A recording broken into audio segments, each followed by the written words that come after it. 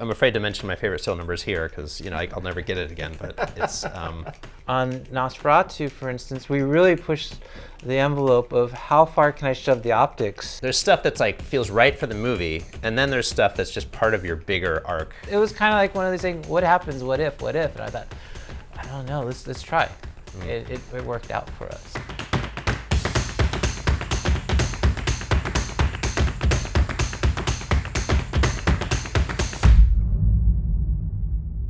I didn't know you that much then. No, we just had really kind of. I mean, everybody knows of you, but you didn't know me. And at the time, I just kind of tested on my own in the Hollywood branch. Right. I seem to remember with The Witch that now that you bring that up, I think our introduction came to more as a query of why do the lenses do this, and I think maybe one of the Hollywood representatives is we have this young DP asking, what is the makeup that made the Cook Pancrose so unique versus a super speed versus say a Baltar? And I didn't really know of your name at the time, but we got enough back and forth. I said, this guy is really interesting because he's asking about really intricate questions that usually don't come to my table. Unless it's usually someone that's studying lens design, but the granularity of the questions you're asking were beyond. So it was kind of intriguing.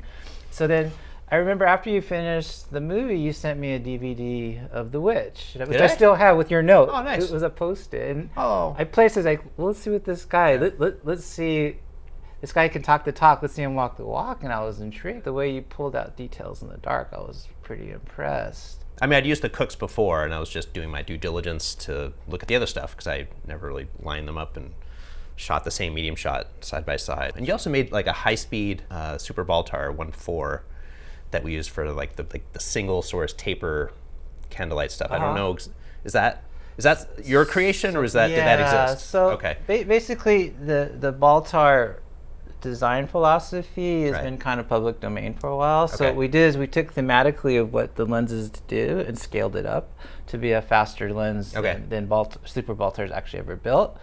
So what we did, we found out with the lenses that the substrates they use, which tend to be kind of more glass types that aren't available anymore, and then the kind of indicative of the style of the way the glass are laid out, we followed that and we found that we had something that was pretty close, but it wasn't. So I'd be lying calling it was a Baltar, but we said Baltar-like. The Super Baltar and a Baltar, I find I've come to like the originals. Right. I mean, it's probably the thorium. Like I mean, maybe you could shoot tungsten film with a Super Baltar and it'd be great, but I know the original Baltars are double Gauss, but the Super Baltars are reverse telephoto, or what are they? Or mix? The wider angle lenses tend to be reverse telephoto to miss the mirror, and then double Gauss usually goes for your medium focal length. But what's beauty about the original Baltars is the simplicity in design, because they were used for, if you look at the size of the elements, I mean, much of their correction is due to vignetting. I'd use the Super Baltars. They seem to have like a little bit of CA on them, chromatic aberration. Right. Yeah. Sorry, but the originals had none. Right. And nor do the Cook Series 2s. I just don't know why that. Yeah, it's partially substrate, the simplicity of design, the clear aperture size of the element. I mean, it's so large that your chromatic doesn't fall out. Where the Super Baltars, meaning that they had a retrofocus, many of the lenses to clear a mirror, they pushed it back, they added extra elements, so your contributions of adding more aberrations were there. The substrate types that they use, combination with the speeds that they tried to achieve with the Super Baltars, sometimes fell apart. You go way deep into the granularity of the lens. I mean, you're looking at the way the lens decompositions, its bokeh, you look at the chromatic contributions, you look at the spherical aberration, the things that we would spend hours just going back and forth just through texting and emailing about what about this, and I probably take advantage. It's really kind of fun because what you offered me has me look at things that I normally would not look at.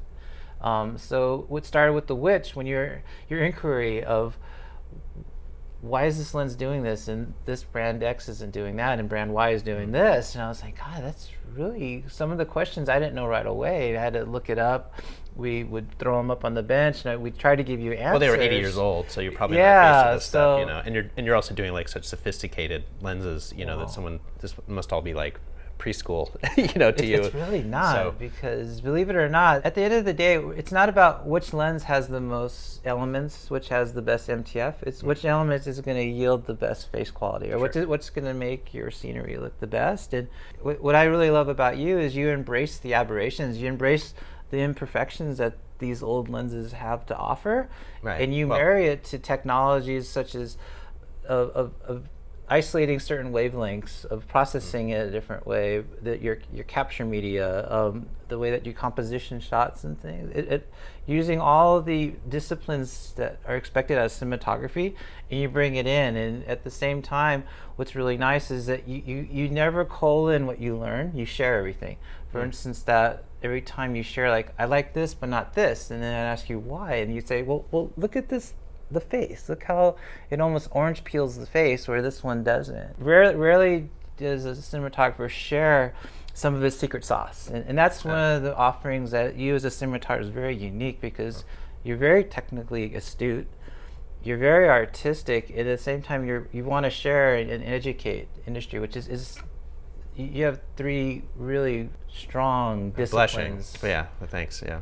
What got you into the discovery of lens technology and this huge vast knowledge of lenses that most people haven't even heard of? I don't think I know much. I just know like lens types, and I used to have a friend that I used to couch surf on his couch, and his name was Gordon Arkenberg. Eccentric's too strong of a word, but he teaches the science of cinematography at NYU. So he would talk about Dagors and RTARs, and I'm like, and ProTARs, the ones that kind of like mix and match and all that stuff, and it was like way over my head. So that'll put you in your place, like talking to Gordon, and that just kind of carried with me, I guess.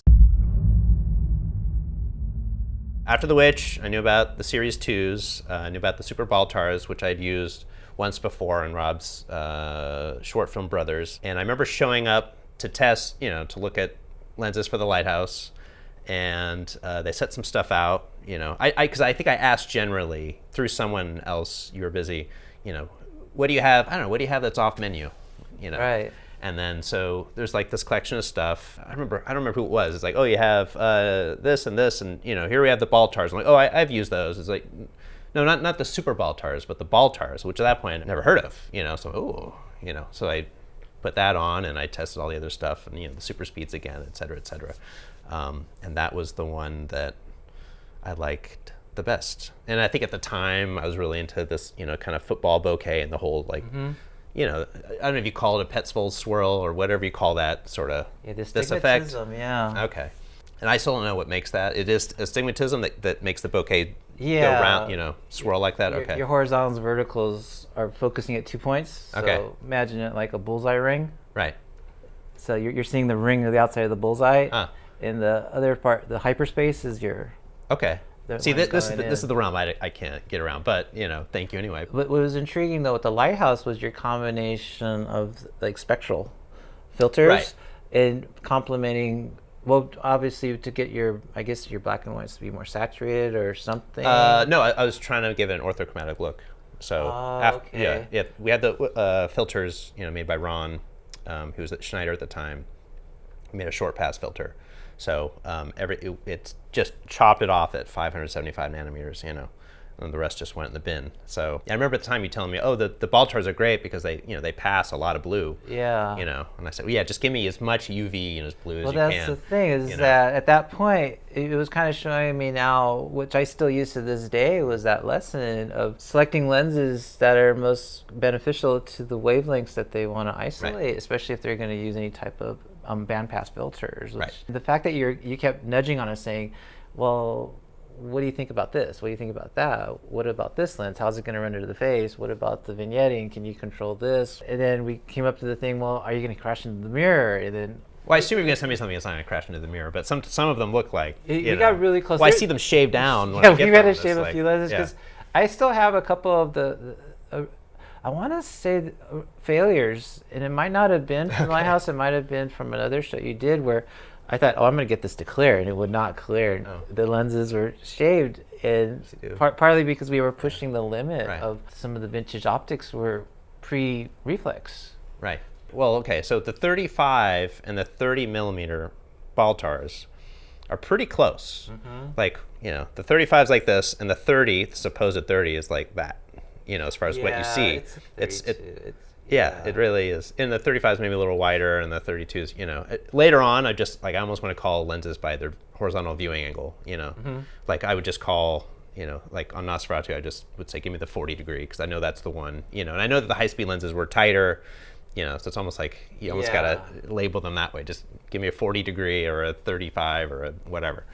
The Lighthouse was also the first time went for the Petzvals, because I asked you, like, whatever, just old lens types. Oh, have you ever made a Petzval? And you had for Godzilla or something, or I don't know what. So this is really funny, because technically on paper the Petzval is just two positive groups that induce an astigmatism, because the field curvature is stacked up by two positives. You usually want to cancel out negative to avoid field curvature. And you asked, can you make a wider Petzval? And I was like, well, I guess. Yeah, it was a 58. You had an 85 and a 58, which are not useful to the way we shoot. You wanted a 27. No, a 35.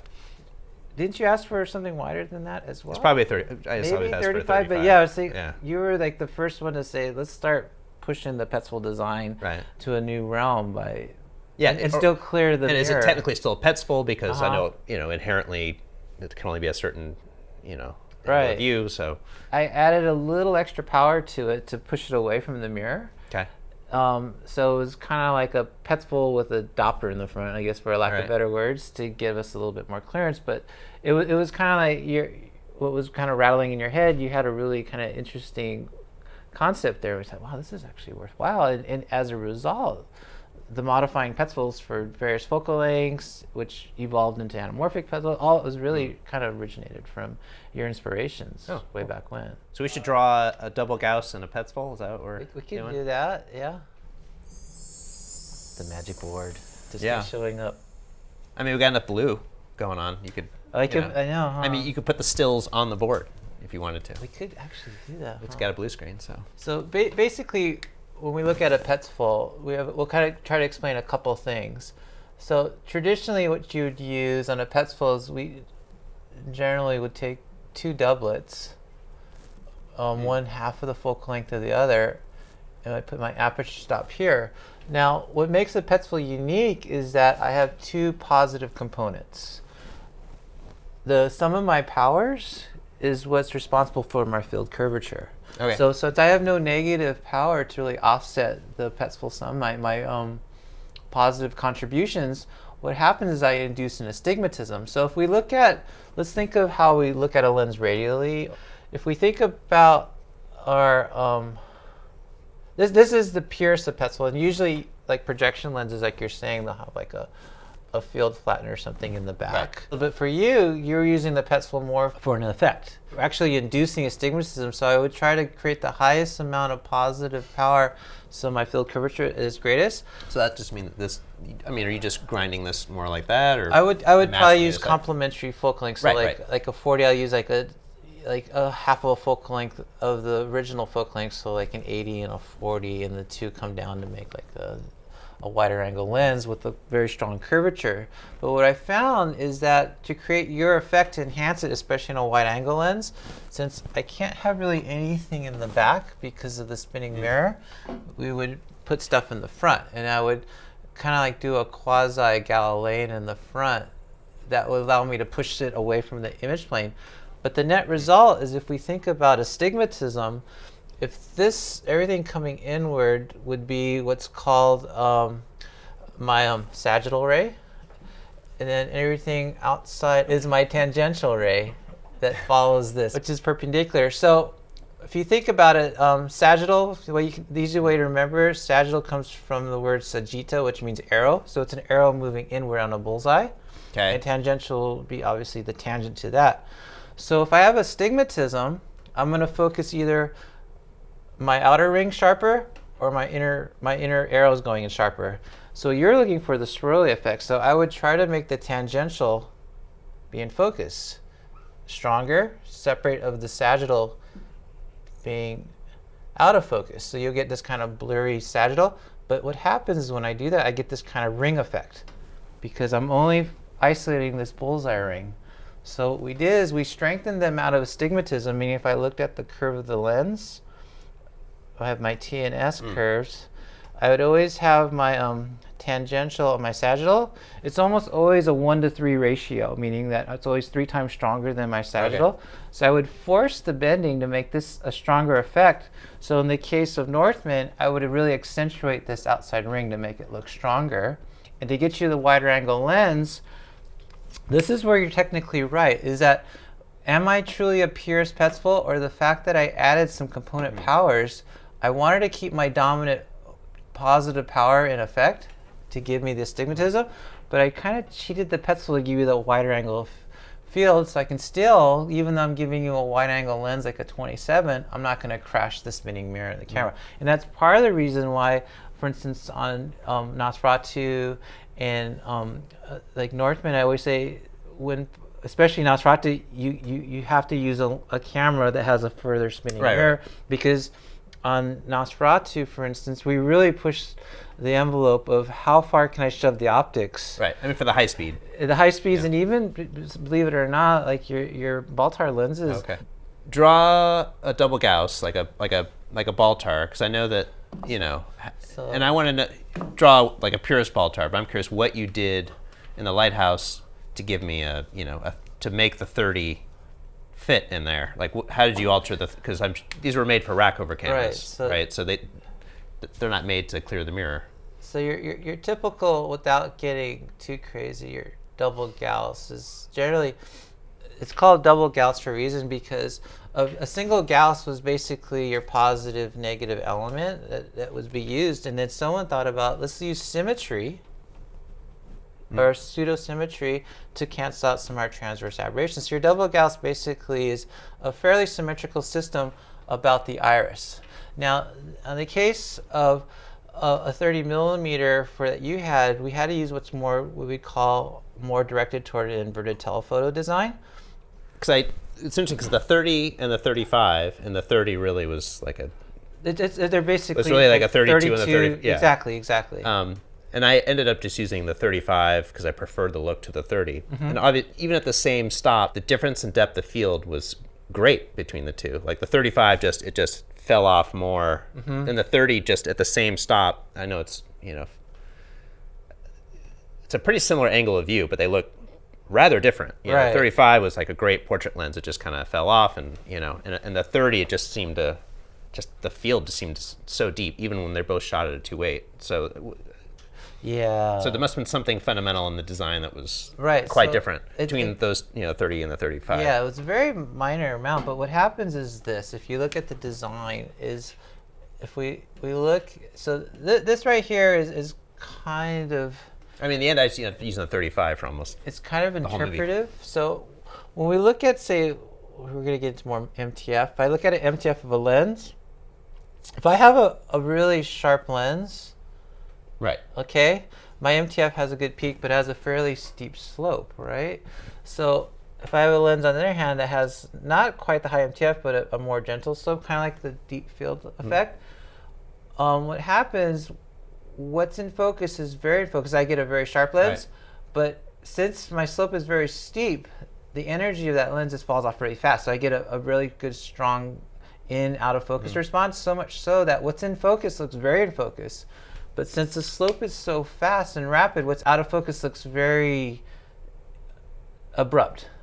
But so much so that what's out of focus at 6 feet versus 10 feet are so out of focus that it starts looking equally out of focus. So much so that many times people can interpret like it looks like a flat lens, because there's only one good field of focus. Right. Where if I take on the deep field effect, what's in focus, because I have a very light slope, when my decompress this focus and then my out of focus actually switches energy levels, it's a very gentle fall off, and it has the effect of like I have the appearance of more depth of field. Right. Well, and like compared to a modern lens, the Baltars in general, I'd say, are of this category. Right. But the 30 was like even like I couldn't throw anything out of focus at all. Yeah. It was very deep field. Yeah. So it kind of went the other way, where it was looking flatter than the 35. But I mean, but it was still the same.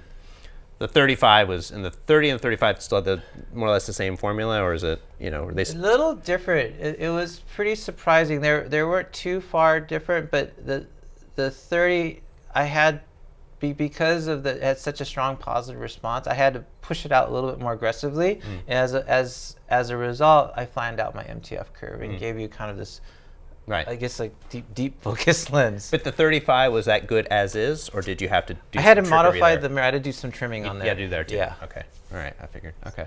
There's one Tessar shot, the logjam there. That's the only Tessar shot in the movie, sadly. But the fact that you actually asked for a Tessar, which is the most rudimentary lenses, was intriguing. We can argue all day what a Tessar is, but basically it's a triplet with an achromat in the back. And because there's just barely enough surfaces to correct the aberrations required to make a decent picture, you got this really unique roll-off on the bokeh. Well, like in the upper right side, if you could see, like a double Gauss generally, especially a Cook, will have like a hard ring around the highlights. Whereas this, it looks like it's a hard one side and then a soft fall off over there.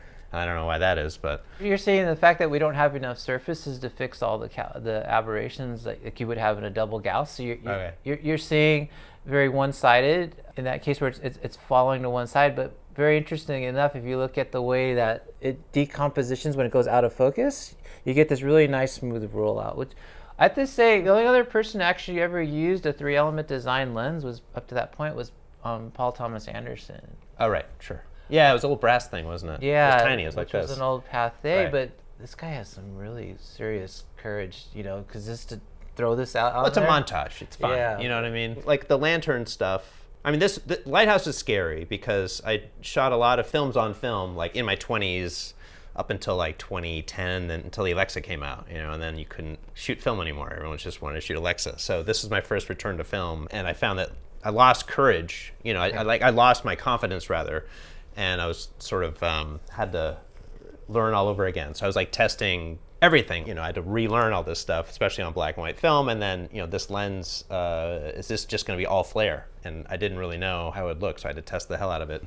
Yeah, I think if there's anything with like a bright window in the background, you also have to test that. Now that I've used these a bit, that I can go up to, depending on the serial number, I can go up to +7, what you call zone 12 in, zone system terms. Before the flare for me got too much. It got too bloomy on a window.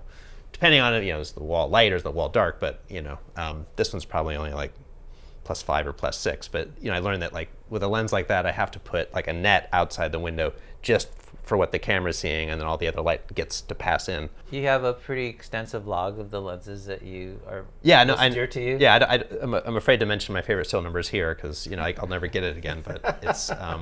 Yeah, but testing is important, I mean, it's pretty interesting because the combination of lenses, your capture format with photo emulsion, and the kind of the stories are very unique. That it kind of lends to this kind of creative process of experimenting with lenses that aren't necessarily mainstream, but are readily accessible. A lot of it's also just like, what if? Yeah, I knew this lens was made. What does that look like? Just for fun, I'll go on Flickr, the site that probably isn't used much anymore, and I'll just do a search for lens types, like the one I sent of the rapid rectilinear, the idoscope. That was a pretty unusual picture. Because habitually you use lenses that, I have to go to my reference book all the time because there's designs going, I'm not really sure what that is, and that's why my texts don't happen right away because I'm flipping through patents and stuff. Yeah, and you also have, you're a little busy, so. There's stuff that's like feels right for the movie, and then there's stuff that's just part of your bigger arc as a creative person, and it's always a little bit of both, right? You're always working on stuff for some future movie, and you're taught that shouldn't be the case. You just focus on, do what's right for this story, but there's always that little bit like, I gotta take this risk because there's, Right. I wouldn't know the Lighthouse if I hadn't shot earlier stuff and so on. So, and every movie's kind of reacting to the last one, right? So, okay, so I went this way, shot this wacky Petzval on this old lens, and then for the Northman, studio made the mistake of letting us test 65, and you guys sent us a, camera and we shot some tests in Northern Ireland, and then, then they're like, we're not gonna pay for that, Of course that's what they did. But I got hooked on this like clean idea. So I was like, okay, so it's 35 after all. How do I make it as clean as possible? All right, so it's primos, and I did test all the modern lenses, and for whatever reason, anamorphic didn't feel right. I remember one of your battery of tests. You're kind of, I think there was a trail, and you had some really hot lights, and you're getting flares that you kept saying, can you get rid of the flares? And I was starting to think that a trail. What is that? It looked like it was one of your tests, and there was a really hot, or there was trees, and it looked like someone came walking in. It might have been one of your earlier tests, and you had ghost reflections. Oh, okay. And I was wondering, was the Primos a choice because of the type of lighting, or just because of this clean look? I actually, not out of loyalty, I actually just like the Primo. Yeah, it's better. A really pretty look. Yeah, so for the Northman, I was like, all right, so it's going to be this clean thing. I'm shooting really slow film. I'm shooting 200T that I rate at 80 just to get it really dense and super clean. I shot some scenes at 32, with 50D. 50D is interesting because it's actually the softest film, the least sharp film that Kodak makes. Oh yeah. Weirdly, it is. Think it'd be they went for fine grain, and it's actually softer than 5219, which is weird. Yeah, the sharpest one obviously is 200T, or what they call 200T. That's really 2500. But I wanted a little bit of bigness, which just that little bit of. The distortion. Yes. Yeah. So I asked for that, and I asked for a round aperture because this is. Yeah, so that was interesting because not that we have a lot of trees in that movie, but still. You asked for the little bit of geometric distortion. Barrel distortion. And then, the barrel, which we induced. But the interesting thing was that despite the deeper stops, because our irises went a little bit kind of geometric on you asked for a clean round iris, which we finally figured out how to get them in there. But that was something that up to that point we didn't really realize the importance of bokeh. Usually in bokeh we thought anamorphic was the king of bokeh distortion, where it gave you the nice ellipses. In the spherical you obviously see the shape of the iris, so we were trying to mindfully keep it round, but the fact that you took something to make it even more absolutely round, to kind of give a more kind of a nice smoothness to the way it defocused, it was really kind of eye-opening to me, because up to that point Primos have been used since 1986 just extensively, and people lived with it. And then you pointed out, and just out of coincidence, there was another show shooting with Primos on digital, where you're on a different total capture format of film, and we saw the bokeh differences, and I was like, oh my God, there really is this really strong granularity difference that if you had not pointed it out, I probably would not have second guessed it. So now when people ask for stuff like that, I'm like, oh, there's probably a reason to this, because what we saw on the Northman was really surprising to me. Right, and then we had the Petzvals again for the hallucinatory stuff, but those you said you made stronger than the previous ones. So the original Petzvals you had there, I want to say that I could be wrong. This could be a knee-jerk reaction to the question, but I think we sent you the original, like the normal fare, like a 40 or a 50, and he says it didn't give me enough oomph. I just like a 35. Yeah, so that's me. So I just But I think although the Northman was a wider lens because we're cropping so much for the 2:1 that maybe that became a 27 or a 24. Yeah. But the 27 that we've supplied you was kind of relatively benign. That kind of swirly effect, the astigmatism was there. So what we did is we created a Petzval with a much stronger astigmatism, which we started out longer and then widened our way out, and we just kind of baby stepped our way in there. And if you notice, we went back and forth.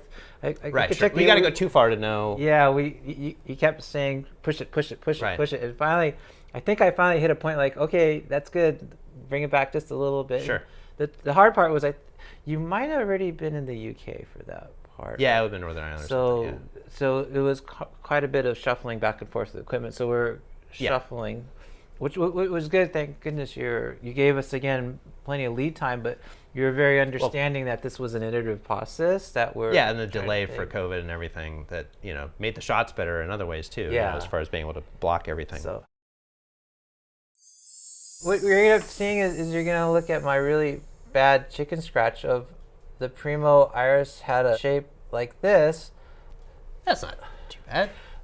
Whereas the Primos that Jarin had were round. And the reason for this kind of polygon shape was that back in the days prior to Preston, when you did iris changes, is that a round iris was logarithmic, meaning that my T19, let's put T2, we had 2.8, we had 4, 5, 6, 8, 11, it became compressed. So it was really hard to do a manual iris change. When we built the Primos, is we made an iris where the T2, 2, 8, 4, 5, 6, 8, we'll just stop there, 11, the gap was relatively linear, so that they can do an iris pull with the smart shutter in the camera. But in order to do that, we had to use an iris that wasn't a continuous kind of horseshoe shape like what we used there. The irises on this had a shape more like this. So as it closed, it actually didn't close down in a nice circular shape. It closed down and formed these kind of various polygons, which unfortunately, because which the Cook Series 4 also has. Yeah. And because this is in your entrance pupil, this telegraphs itself in the bokeh. So if you have any type of specular source or out of some focus trees will do it every time. Yeah, like a tree, for instance. Or you have trees, and you have the light coming through there with all the leaves. These become individual points of source of light, and that represents what the iris is doing at that moment in time. We'll look at this picture in Northman of what we just talked about, of accentuating the tangential astigmatism inside your Petzval lens, and you could see the swirliness. We kind of brought it out a little bit more, and knowing that we wanted to get you the swirliness of a greater area of focus, so we came with this. But what we liked about this particular Petzval when we were done is that we got this really unusual quality because of the amount of spherical aberration that came out of the lens, or for lack of better words, it was a softer lens that just happened to work. I think Petzvals can be very sharp in the center.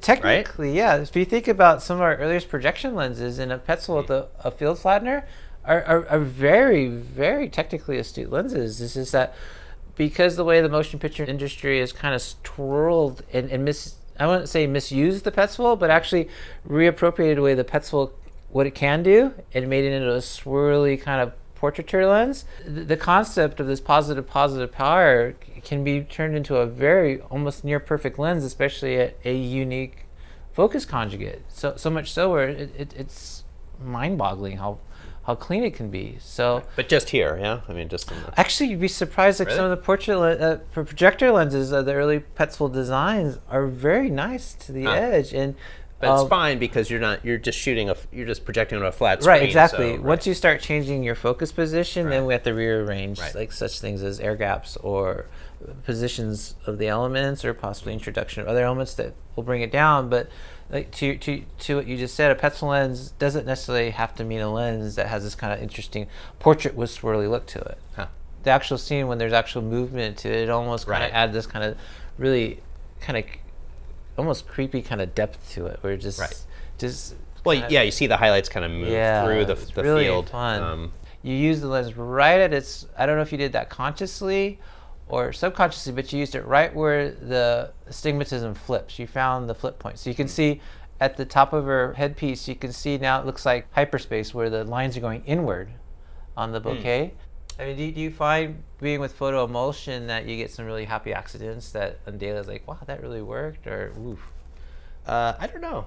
I never shoot it against digital format, like in the same, like I know the movie is on film and I don't, so. I haven't really looked at like how lenses react one versus the other, because usually we have our format set, Right. So when you and Robert work together, the notion of a happy accident is you try to avoid those because I'll test the hell out of things. Okay. It's like I'm going to place this window at this bright, and blah blah blah. Oh, so you're disciplined with your light meter, and it's just your basic skills. I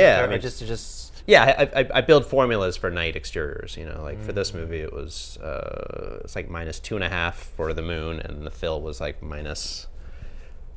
But for this, it was like, well, I need to see Anya a little more, so it's it's like 3.5.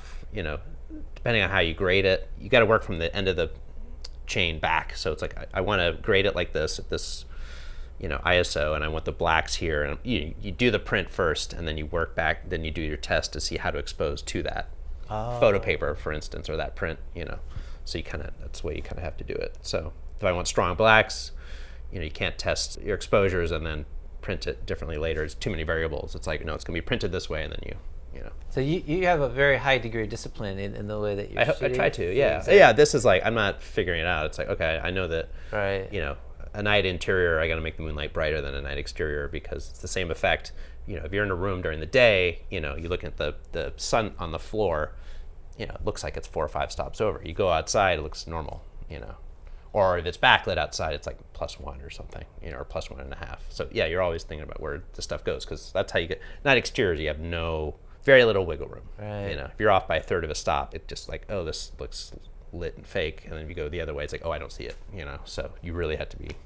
Is this accurate. Process learned, or through movies, multiple movies, yeah. I mean, because this isn't stuff that I've read through cinematographer guys and looked and the depth that you're going into is obviously not information that's readily available. I mean, this is it's your own taste too, right? Right. So it's like I believe night at these levels. I don't know if anyone else does, but that's what looks good to me. So my library for looks is like real life. It's just like okay, I want this sort of angle on on sunlight, or this maybe it's a memory of a room in a bookshop or something, on an interior, and I want to recreate that. It's not a Kaminsky or Bob Richardson or or even an old school approach where I'm just kind of I'm free. I'm just like, oh, I want the quality of this sort of environment that I saw, in real life. And so for night, it's like I'm trying to push how close can I get to my subjective real life experience, So I'm not very creative that way. I'm just trying to flip through. It's interesting because you brought up even I don't forget which show it was, but the photopic and scotopic response. Right. Yeah. That's to your eye. Yeah. And I was that's just from Wikipedia articles. It's really funny that you referenced it by name. And I was like, wow, this guy's onto something. About how our eye shifts during these different. Yeah. And it's actually centered processes. around green. Yes. I do it like it's centered around blue because that's just easier to do with just push it away from the red as far as possible. But yeah, it's at low levels, your rods, not only do they not see color, but they peak at like cyan to cyan green, so what's the filter that sort of simulates that? Because your rod cone response totally changes with that. So your color cones just start doing weird stuff. Then everything red, you saw red rose at night, now it's not dark like everything else. It's like, you're not going to see it. It's just black, The Northman was about, that was the first movie that really, really about like, prolonged takes and building this sort of formal compositions, going from one to the other and, being able to pause at any point in the movie and you had a composition to look at as opposed to, all right, we have a frame and then we're just going to, dolly this way. It's like, I like to set marks along that dolly move, intermediate marks, and every time it's like, well, you have something to, you have a composition to look at. Yeah, should we talk about Nosferatu? Yeah. I guess, should we go through the generations of the high-speed lens? Yes. Maybe? Yeah. Oh, there we go. So this is your first high-speed lens you sent me, which... The UHS 27. Which is very smeary. And I told you that. Yeah, we let that thing... So, but I think you wanted character, right? So then I was like, well, all right. Yeah, so if you give me an inch, I'll go a mile. Fine. So you tell me.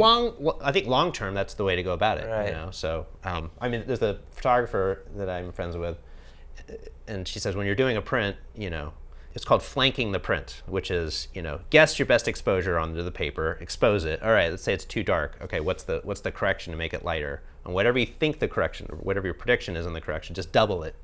And try that because you have to know what too bright and too dark is, and then you get to the final result much faster. So maybe it's sort of a version of that. Making brackets. Yeah. Bracketing it in, so to speak. So it's not for that particular move; it's for the next one that you're working. So it's very much like one of the Rembrandt paintings where he was using the fact that paints only have 2 or 3 stops of latitude that you can represent. So you would use doing comparative shadowing to give the illusion of a much greater latitude. This kind of felt like you're doing something very similar. You're pulling out the illusion of much greater latitude out of the lens. Even though the lens failed, the net effect is that you're pulling out this huge latitude of available light to darkness that I imagine you can probably dig into that forever the way that you had that, or it had the lens held up a little bit better. And that's the center of the lens, so I knew that the edges were something else. And maybe we're off, but...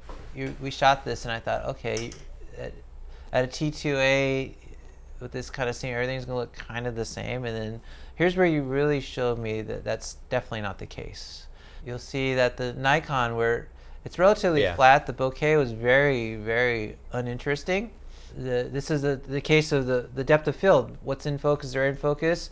What's out of focus kind of falls off kind of rapidly, and it looks almost equally out, whereas something like the Daguerre or the Cook, you could see that the Cook still has kind of a sensational sharp focus to it, but the rapid fall off on there, we're seeing astigmatism in the bouquet inside the leaves was what you use the term like soap bubbling sometimes.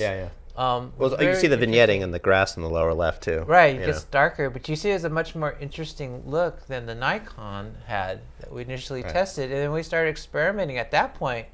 What you started showing me now that how we could start changing the energy distribution of when the focus collapses out of focus. You could see here with the Heliar. This is the same stop, so this may not have been a true 2.8.5. Right. Plus you could see because the warmer, so I'm getting more absorption in the glass. So we're probably not getting a good response, but you can see the quality of the bouquet, the energy distribution in the highlights is completely different. And the amount of astigmatism on the leaves on the far right really had kind of a different texture, where the Daguerre on the other hand was a little bit more interesting, where I think the Heliar, because of its kind of symmetry. And look at the contrast difference too. I mean, you can articulate why, but for me it's just like the palette on the face, it's just that misty.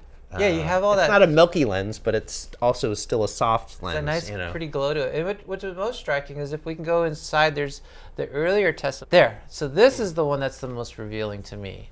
Was if we look at the Baltar, which was really nice, is you had the window in the background, which I was looking at the cross for the amount of astigmatism, the quality of the face, versus if you look at the very far right, you'll see that kind of encircled energy off that light, that kind of the highlight on the edge, it's kind of elongated. You can see how strong that shadow comes in and out, depending on how I let the lens decomposition or let it go. If we look at the non-Baltar, any other ones, like the Canoptic versus the Daguerre, you'll notice that the Canoptic almost had like an orange peel quality to her face, where it almost took away from her natural feel, and the lens was so kind of wobbly on it. It almost had this kind of weird orange peel texture to it, where it didn't look right. I gotta see it. I gotta walk up and see it closer. That was the one of the things that you pointed out, is I really don't like the texture of the face. And I thought, these are all vintage lenses. They're all going to have this kind of glamorous look. It's going to soften the face. But the quality of softness that you pointed out was something that we studied. I think I kept you in that theater for probably 2 hours. We just looked at the same thing over and over and says, okay, do you like this or that? And something as simple as the window in the background. If you look at the horizontal and vertical of the Canoptic versus the Daguerre's different quality. If you look at the out of focus of the highlight on the very far right, I don't see a very strong bar down the middle. If you go down to another lens, please, you can see the Cook horizontal and vertical are equal. It's almost like putting artificial lines, edges on those things too. Like I'm seeing like a light band, a dark band, a light band, a dark, Like and that's the stuff we're picking out. To top that, we're looking at the quality of the face, because at no point was the lens out of focus, but the quality of her face and how it held back to her ears all the way to the background was most striking. And if we look at the Baltar, you can look at the cross now as a more pleasing. It doesn't look like I'm getting these kind of spatial, like interference. Like interference, exactly, a harmonic. Because when the energy drops, the peak, another energy will come in, and you get a ripple effect, and that one really shows out. But I mean, you still see it a little bit here, but it's not a little bit. And if you look at the highlight at the very far right, you can actually see kind of a bar starting to manifest in that bouquet, but it's not stripes. But her face quality was really smooth, whereas the Canoptic, on the other hand, had kind of a funny orangey peel feel to it, like especially on her forehead, almost looks artificially ripply. And I think that might have something to do with the way that if you look at the bar, the very far right, that interference bar, it's very strong. So I think somehow it was picking up the highlights in her face and actually accentuating the imperfections in her face, making it stand out. And this was very, very revealing. It was a revelation for me, because I just walked out of there, and I think Tommy was there helping us with the dailies, and we're just like, oh my God. I mean, this was amazing. I mean, so previously you would have just kind of lumped them together a bit. I mean, I will not lie. I thought vintage lenses have this kind of softness look at it, but you dug into this kind of intricacies that normally with the test I would say, oh yeah, we can do this, this, and this, but after this, now when I talk to customers about lenses, I'll ask them now questions about the quality of things, of how it wants to fall apart, which we found out when we're playing with making Daegors for you, that, wow, this is controllable. Or some of these lens designers back then, either they knew about this and they did it, or this happened to be something that came across. Right.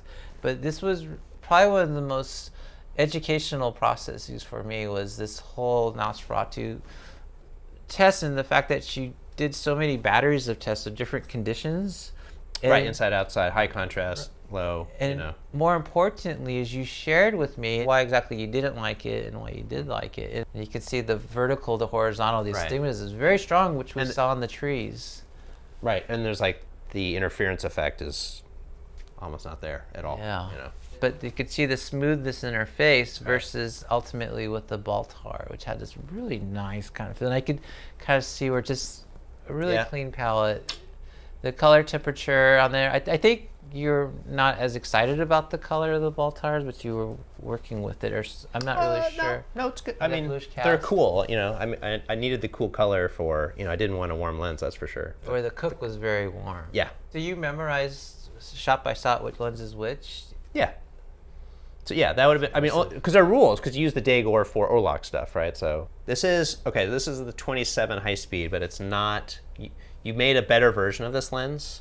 Oh, this is the first iteration of it? Or the second one. Okay. I don't know, how many did you, the 27, were there 3? We had, I think there was 3. Because the first one was that really smeary one. The first one was the bad one. The second one was, you said we're closer. It's a nice shot. Elevated the glare on this shot, like, did you pull or push the shot in any way to... What, the glow on the fire? Yeah, the way it's handling it. Did you draw out more glow, or is that the natural glow of the lens? Cause that's the lens. I mean, there's smoke in the room, so... Oh, okay. So there's that. Your last lens would have been a little... It would have been... Would have matched our 35 a little better than this one. But we shot this relatively early in the schedule, so c'est la vie. But usually we shot the 35. This one had to be the 27 to see enough of the hall. And also to get a staircase shot, because once you get if you're shooting, because you go up a staircase, the spiral staircase at the beginning of the shot, that was on a 35, it would really feel fake. You got to feel like you're a little bit in the staircase, so it had to be a 27. This is the earlier... Yeah, look at the candles going. Those double wick candles, I mean, how do you get flames so big? Yeah. Get do what you got to do. Yeah, if it's going to be candle, I'll just do candle, so there's no electric light in the scene. So is this something that you and Robert Eggers would agree on? Like, let's use this to tell the tale of the Orlok?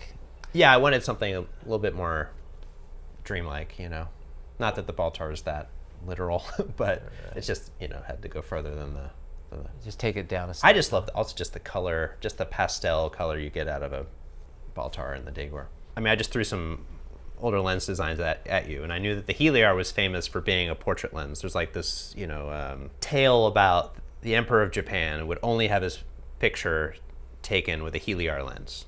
I don't know, apparently that's the case. So that's why I was like, oh, this is like a classic portrait lens, and so I'll ask about this. Let's make this, and that ended up being really sharp and very neutral. And that surprised me. I don't know what you were expecting, or you were just like.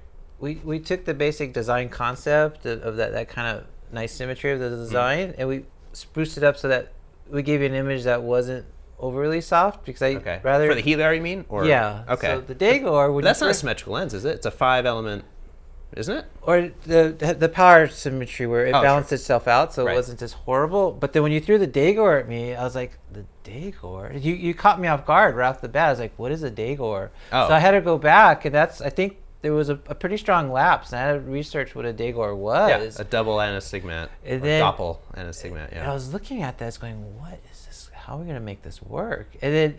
why? I mean, from what I understand, it's the precursor to the plasmat, meaning it was all cemented, and it had to be cemented because coatings were not around, so you couldn't have all that air to glass going on, right? Exactly. I mean, that's anything pre-1940s. We basically had no coatings. But the thing is, do we have anything that's going to come close to that? So the best thing I could do was to start simulating. Is I looked up what it was, and then I didn't have anything like that in our inventory, so we had to start stacking glass. And we had this guy in our back, Rudy, that he just started in our department. Oh boy! And I was saying, okay, now I want you to cement this element to this element, and it's not going to be a perfect fit. So I want you to layer the glue on extra thick, so that even though the radii don't match, it'll stick together. And the poor guy, I'd come back, I'd step off, talk to the customer, and I'd come back, he's like, I messed up, the element shifted, is doing this. And then he finally got the first prototype for you to work. And we threw it up, and I was like, God, this isn't too bad. When you shot the first test, I kind of got really quiet when you popped it up there on the tree just to see what you thought, because right away I just zoned in on the background of the trees. I think it was a lady in a bonnet with some trees, and you're like, oh, that's kind of interesting. And I was like, okay, it looks like it kind of worked. The Daewoo is designed, it has 4 area glass surfaces, so you'd expect it to be a high contrast lens, and yet it's not. In our case. Yeah, because what happened is we pushed more speed in that lens than it really wanted it to. So we induced spherical aberration because there's this condition where our angle was inducing spherical aberration. So it automatically started creating this kind of natural softness. And plus the fact that I wasn't contrast as well, not just detail, but also just overall macro contrast. Because my contacts weren't exactly perfect, light was scattering a little bit. Oh, sure. So it just created this kind of unique lens that was never done before. And it just happened to... Yeah, and it just falls out. Had it not been Nosferatu and it was, say, something present day, you'd probably laugh at us and say, thank you very much, I'm on my way. But it just happened to work. I was expecting this just to be, this is more just, humor me. And then the Healers was what I was expecting to like. It was kind of like one of these things, what happens, what if? And I thought, I don't know, let's try. It worked out for us. And now we have these really cool lenses in our inventory. But I think it's this stuff where you pushed us is things that we looked in the past, but how can we make it relevant to the present? Which is kind of really, I think, speaks high to this craft of motion picture, that it's far from being a dead art.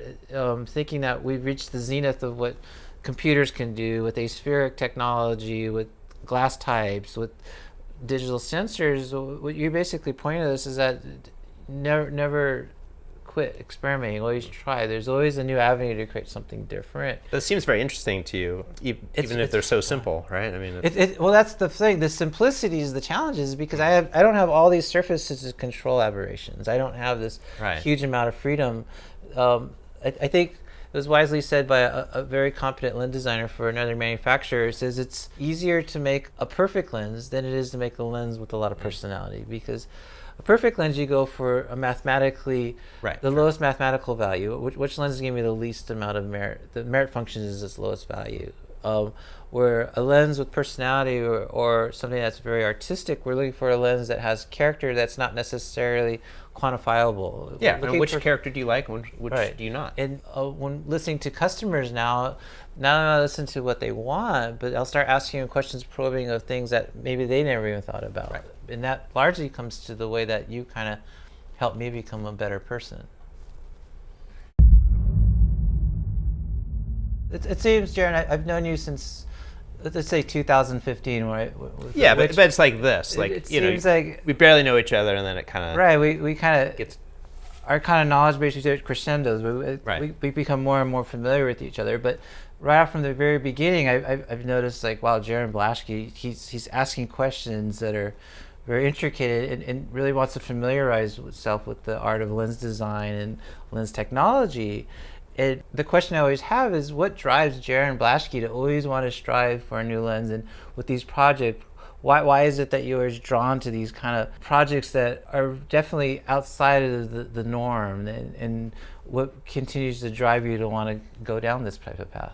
I just see unexplored frontiers, and I just want to explore them. And I have a director that, all this kind of, it's appropriate to do this with his films, So I just got lucky there, so I can push these things, and you're willing to try some things and fail, or and also I just want to do things I haven't done before. I think, like I said earlier, it's like certain things I do to do for the movie, but it's also like you have to calculate a certain amount of failure or a certain amount of risk, in order to push yourself further, in general, So I just want to kind of is there a movie where I can look even further back, or, especially during the pictorialist era, there's a lot of stuff going on there that's sort of a version of what we're looking at now, where it's like, first they're trying to make lenses sharp, and then, especially after I think they discovered new glass types in the late 19th century, I think. I just want to play, I suppose, and see if it sticks for a particular movie. I don't know. Right. Because it's funny, like you said, the lens design is very mathematical, and even back before the lens types even exist, or spheric technology, they knew mathematically if they had access to this type of technology, they could realize sharper lenses. And many of the lenses built as vintage were not just from engineers, they were also photographers. They would test their lenses, and they would build lenses that not just work, but they photograph beautifully and have these unique textures, which is really leads down to like with the frontiers in the beginning. Do you see, for instance, transitions or trends in the motion picture industry with photo emulsion, the large format, different aspect ratios? Do you see that you're constantly when I see a trend happening, my natural tendency is to like move away from it, so which is maybe not the right reason, but like Nosferatu was it should be a very pictorial, lush movie, but because there's so much grunge out there, that like just drives me further to make it, just drive it away from grunge, just make it, I'm gonna craft this as much as possible. I'm gonna mind my OCD, and So knowing that this is going to be watched by young aspiring cinematographers and directors and just art makers that are going to be inspired by Northman and Nosferatu, do you have any words of wisdom that you want to pass on to them that kind of follows suit to the Jarin Blaschke playbook? I don't know. Hopefully there isn't a playbook. Hopefully it's just like do you, and what that is, and maybe you don't know what that is until you just shoot enough. And I got out of film school 24 years ago, and it took a long time just because I just want to do a certain kind of film, and I would probably poo-poo a bunch of stuff. And I had 15 years where I was not really doing much of anything, but maybe the long-term strategy, it's paid off. So make it to where you're not replaceable, whatever that means. Being a filmmaker is already difficult, and it's kind of impossible to get into this, and so you might as well just go all the way. It's a risk anyway. So especially once you've had small successes, you're like, oh, that paid off, or that just encourages me more. You and Robert Eggers seem to be kind of on the same frequency of the way that you complement each other really pays off. Yeah, and it's safe because I can come up with some crazy idea, and if he doesn't like it, he'll just tell me, but he's a friend of mine. It's fine. Okay, we'll move on to the next thing. Is this stupid? Yes. Okay. Well, I just wanted to try it. And every now and then, the stupid idea is like, he really likes, like the Lighthouse and 1.2:1.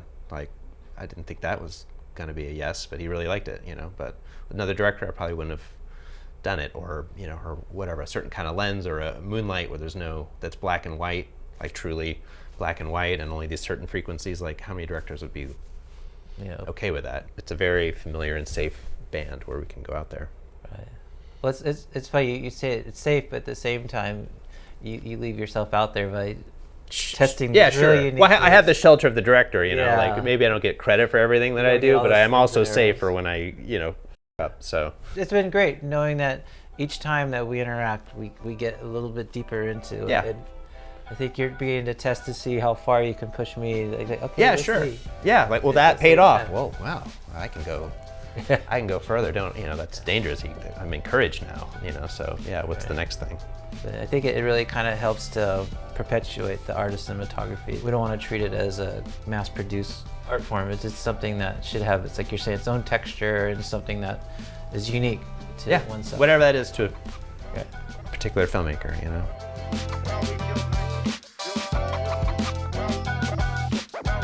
If you like the context we just discussed about cinematography, lenses, cameras, lighting, feel free to do a deeper dive by following us on the web. Oh, subscribe, that's it. Secret title, do this. All right. If you find what we just discussed very interesting about lenses, camera, technology, please subscribe to find out more about other interviews and other facets that can help interest your needs. You're trying to add on too much. I know, I can't stop. I can't. Subscribe for more. Subscribe for more. Subscribe for more. That's good. Subscribe for more. If you like this video and the content we discussed, subscribe for more. Nailed it. Nailed it.